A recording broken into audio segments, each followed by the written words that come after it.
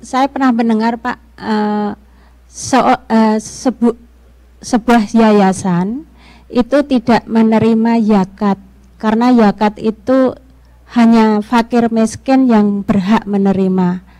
Yang saya tahu kalau yayasan itu bukannya banyak fakir miskin, malah justru fakir miskin di sana kan Pak? Itu saya pernah mendengar begitu. Seberat apakah sebenarnya zakat kok sebuah yayasan tidak boleh menerima zakat karena zakat itu katanya berat ininya timbangannya gitu. Yang kedua, ada seseorang yang berhati-hati sekali tentang hutang. Dia sudah pulang ke Indonesia sudah lama, cuman masih punya utang di sini gitu. Bagi orang yang tidak berhati-hati, dia dianggap hilang begitu saja utang itu tadi.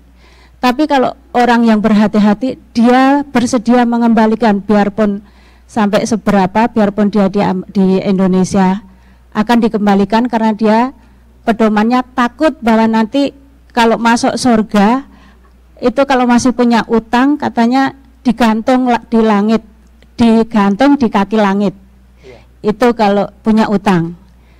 Terus yang kedua lagi, kalau ada seseorang punya student loan dan sudah lama tidak dibayar, itu apakah termasuk yang digantung di langit itu Pak? Utang itu tadi, mohon penjelasan. Luar biasa ya Bu. Jadi begini, sebuah yayasan ya harus dilihat dulu isinya itu apakah termasuk yang asnaf 8. Yang berhak mendapatkan zakat itu kan seperti kata Quran itu ada 8 kelompok. Ya, ada kelompok yang fakir, yang miskin, yang ghorimin, yang orang berhutang tapi tidak mampu membayarnya. Maksudnya hutang yang betul-betul untuk hutang sembako, bukan karena hutang beli mobil ya atau properti, tapi hutang untuk mempertahankan hidup. Nah, ini berhak mendapatkan zakat. Ada yang termasuk mu'allaf, ada orang yang jihad fisabilillah. Jadi ada kelompok. Kalau yayasan itu ternyata hanya mengumpulkan anak-anak yatim itu dia tidak berhak mendapatkan zakat. Orang yang mendapatkan zakat kalau dia kebetulan yatim bukan karena yatimnya, tapi karena fakir ataupun miskinnya. Jadi harus dilihat lagi, yayasan itu yang dikumpulkan masuk nggak yang kelompok 8 ini. Kalau dia ada dari yang 8 itu, berarti dia berhak untuk mendapatkan zakat. Apakah dia orang yang jihad fisabilillah, orang yang berhutang, atau yang mu'allaf, pokoknya yang 8 itu.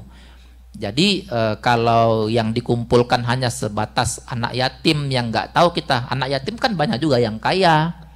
Jadi harus diklarifikasi dan dikonfirmasi lagi siapa orang-orang yang dalam yayasan itu. Kalau dia ada dari yang 8 itu, maka dia berhak untuk mendapatkan zakat.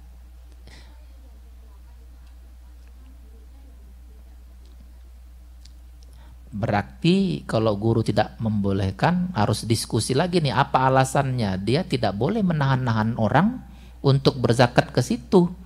Jadi itu kalau misalnya dia tidak punya alasan yang jelas, dia menanggung dosanya itu. Ya, kok dia mau membantah orang yang jelas-jelas dalam Quran itu bagian ada, apalagi kata Ibu ada orang-orang dalam yayasan itu yang termasuk dari 8 kelompok itu, berarti dosanya itu pada gurunya itu. Yang kedua, yang namanya hutang itu ya wajib dibayar. Ya memang ada, saya baca hadis itu nanti kalau nggak dibayar ibadahnya itu nggak akan sampai kepada Allah, tapi menggantung di antara langit dan bumi. Ini kan urusan muamalah.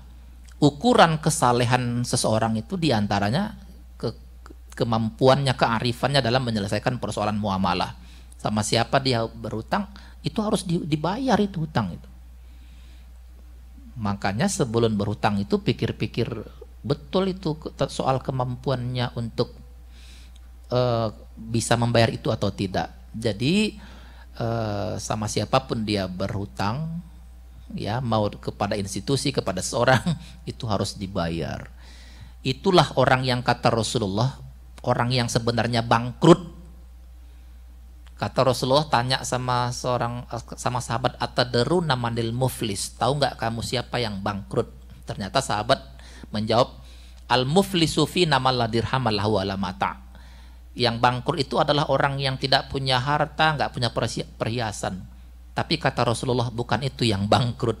Yang bangkrut itu adalah orang yang nanti datang di hari kiamat membawa pahala sholatnya, pahala hajinya, baca Qur'annya, tapi ini hadisnya panjang, singkat cerita, itu sia-sia sholatnya, sia-sia hajinya, karena dia urusan muamalahnya nggak selesai. Mungkin karena hutang yang nggak dibayar, mungkin karena memfitnah orang, mungkin karena memukul orang. Dia tidak pokoknya dia tidak meminta maaf, itu jadi bangkrut dia. Akhirnya nilai-nilai sholatnya, puasanya dikasih sama orang-orang yang dia zolimi, tapi terlalu banyak orang yang dia zolimi, sampai pahalanya habis, sementara yang antri masih banyak. Akhirnya dosa-dosa orang yang dizolimi, kata Rasulullah, dipindahkan sama orang yang tadi yang tadi ahli ibadah tadi. Jadi itulah yang kata Rasulullah, dia bukan masuk ke dalam surga, jadi masuk ke dalam neraka. Yang namanya hutang itu wajib dibayar. Karena itulah kata Rasulullah, jangan biasakan berhutang.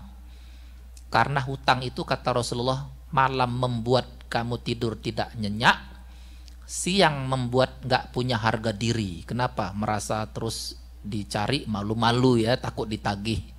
Ya, jadi tetapi kalaupun memang belum mampu untuk membayar pada waktu dekat, dia harus punya niat yang kuat, diikuti dengan kerja dan rencana yang benar-benar untuk bisa tetap berniat membayar itu. Ya, saya kira soalnya di sini. Kalau dia yakin dan tadi berdoa kepada Allah seperti doa tadi, ya Allah, meskipun aku saat ini sedang berhutang, aku pasrahkan hutangku ini kepada Engkau ya Allah. Engkau yang maha menyelesaikan segala persoalan, mudahkan aku ya Allah. Saya pikir kalau kita niatnya kuat, if there is will, there is a way. Jangan kita menjadi orang yang bangkrut ya. Saya kira begitu Ibu.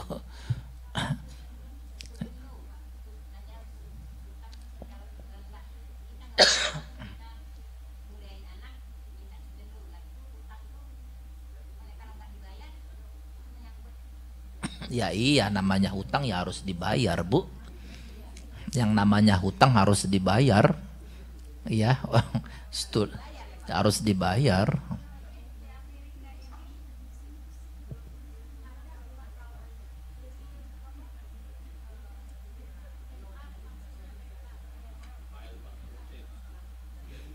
Persoalan nanti kita ada bargaining, ada klausul baru yang muncul, itu kan ada niat baik kita. Yang penting ada iktikat itu, jangan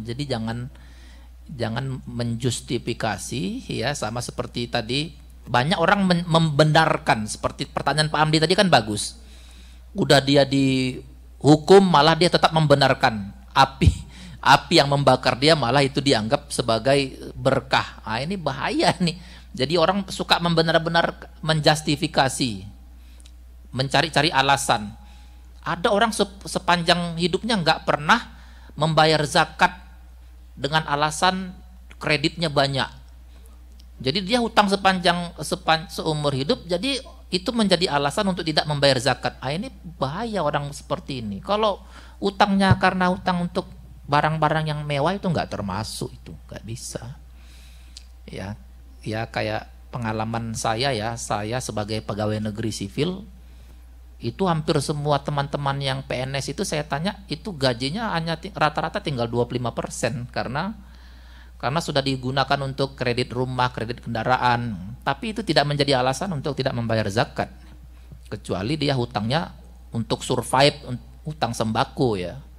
Saya kira orang banyak membenar-benarkan untuk menutup-nutupi yang supaya tidak bayar hutang. Saya kira enggak begitu. Iktikat kalau sudah baik, Allah akan mudahkan itu. Silakan.